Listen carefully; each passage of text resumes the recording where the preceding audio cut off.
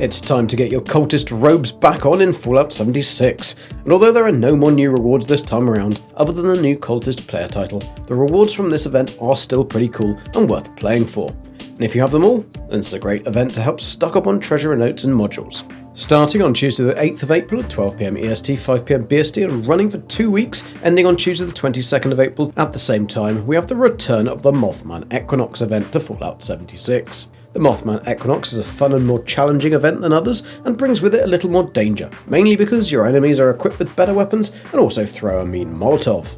Last year the event saw a huge addition of new plans and a positive shake-up of the drop rates, plus the ability for all plans to be tradable. So there are no new plans this year other than the cultist title. During the event period, on the hour, every hour, the Mothman Equinox event will start at Point Pleasant in the Forest region. During the 2 weeks of the event, there will also be daily and weekly score challenges that require you to complete this event, so please do keep an eye out for these. The actual event is pretty simple and follows a set pattern of events. You'll first need to locate and talk to Interpreter Clarence, who will be marked with a golden diamond, but if you can't see him, he's located on the rooftop of the Mothman Museum on the right hand side of the massive throne. Once you've spoken to him, you'll need to listen to his instructions where he'll tell you how to prepare for the ritual. The first step is to destroy the vines of containment from around each of the 3 pyres, which can simply be destroyed by shooting or hitting them. Once all 3 pyres are clear, the event will move to the next stage, which has 3 different objectives.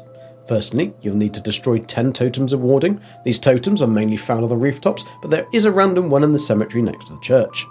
You'll want to also be on your guard for cultist prophets who are dressed in ghillie camouflage with glowing red Mothman eyes. You'll need to kill 6 of these for part of the second objective.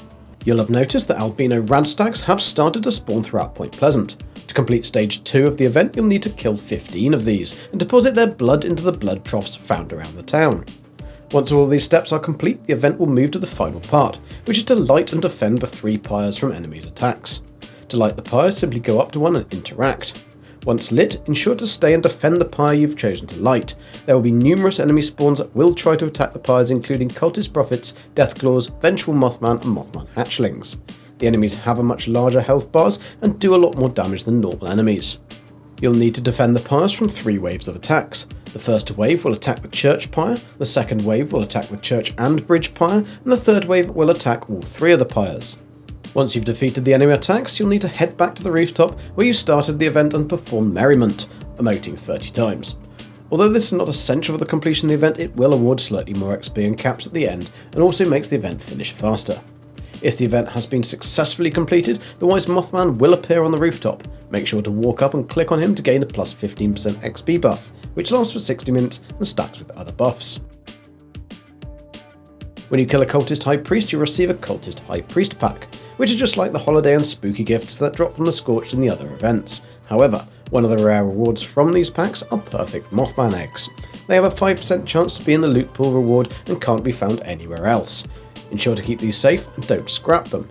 Then during the first or second stage of the Mothman Equinox event, place them into the Cradle of Pretenders that is made from sticks and located behind the Mothman statue in the centre of the town. Although this is an unmarked optional objective, it will unlock a hidden Easter egg and altering one of the enemies that spawn to attack the pyres, but I'll leave that for you to discover. During the Mothman Equinox event, Cultist High Priest will also spawn all over the map in the form of 1, 2 or 3 star legendary enemies. They are pretty tough, so be on your guard when hunting these, and on death they will drop the corresponding star legendary weapon or armor piece along with a Cultist High Priest pack that contains valuable loot. They can be pretty tough to find as they do not have any audible cues, other than when you are really close you will start to hear them speak. However, you will know when one is near, as all enemies, even Radrich and Ibots, will be under their mind control spell, which give the enemy a red glow with small red butterflies around them. The Cultist High Priests seem to favour areas that are more enemies to control, but they can be found anywhere across the map. I've used a route that seems to give a high chance for these priests to spawn and takes you to variously high populated areas, so I would advise that if you want to farm this, ensure you have your XP and intelligence buffs on, so you'll increase your ability to earn the repeatable weekly score challenges along the way. For this route, I'm starting in the north of Wavy Willards Water Park, then heading down to Clarksburg, then on to Grafton, east to Grafton Steel, south to Monaga, west across to Morgantown, then south to Halvetia, continuing down to Somersville, then on to White Springs Golf Club. At this point you may need to visit the White Spring Mile or train station to scrap and script some items. Now head to Huntersville, then southeast to Fort Defiance, and then across to Watoga. Once again you can remove some weight with the vendor and script machine. Now head north to General Steakhouse, then northwest toward the National Radio Assembly before heading northeast to Harper's Ferry and finally ending at Berkeley Springs where there is another station and script machine. The Cultist High Priest's loot contains the following, but does not contain contextual ammo, script, legendary modules or any other type of currency. Although, despite this, it is a good source of ingredients to make berry mentats and brain bombs, so they are worth farming. If you're interested in the event lore, there are tomes that can be found inside the church at Point Pleasant behind the church pyre in display cases. To unlock the tomes, you simply have to complete the Mothman Equinox event. They will unlock after 1, 3, 6, 10, 15 and 21 successful event completions, if you want to read them all. However, they do not give anything other than lore about the wise Mothman Cultists. On successful completion of the event, there are 3 possible outcomes depending on how many pyres have been destroyed. If all 3 are destroyed, the event will have failed. If no pyre is destroyed, there is a 100% chance to receive a reward. If 1 pyre is destroyed, that drops to 50% chance for a reward, and if 2 pyres are destroyed, this drops further to only a 15% chance for a reward. The drop rates for the plans from this event are 2.7% chance when 0 pyres are destroyed, a 1.3% chance when 1 pyre is destroyed, and a 0.41% chance if 2 pyres are destroyed. The apparel shares the same drop rates as the plans. Players will also receive a goodie bag from the event that contains stim packs, radaway and purified water. The chance for a grenade plan, including the Nuka-Cola grenade at 0.4%, and explosives will also have the chance to be in the goodie bag. And here are the rewards. 3 pretty gruesome but cool looking masks, the crude skull mask, the hammered skull mask and the bone chill skull mask. 6 taxidermy pinned moths of West Virginia, including the American dagger moth, the beautiful wood nymph moth, the giant leopard moth, the Io moth, the lunar moth and the Virginia creeper moth. There is also a floor based mounted display cabinet and a wall based mounted board to display these moths in your camp.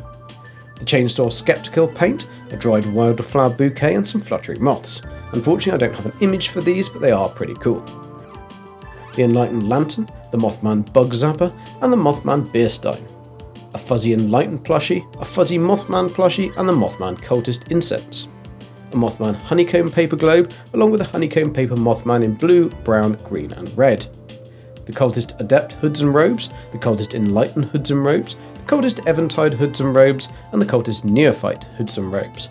Both hood and robe are separate plans. There is also a Cultist Incarnate Helmet, the Mothman Throne and the Cultist Backpack. However, leaving the best until last, this final plant is the icing on the cake for this event and is the sacred Mothman Tome. Once the Mothman event is over, you can still commune with the Oh Wise One to receive an additional plus 5% XP gain. Simply build the tome, interact, and you'll be awarded the additional XP gain for 60 minutes. Just remember that if you use this during the event, it will override the larger plus 15% XP gain you'll receive from completing the event. I hope this video was helpful. I'd like to give a big thanks to Duchess Flame, Sugarbomb Rads and Nuka Knights for all the data and information relating to this event. I'm Golden Gek, and thanks for watching. Have fun. See ya.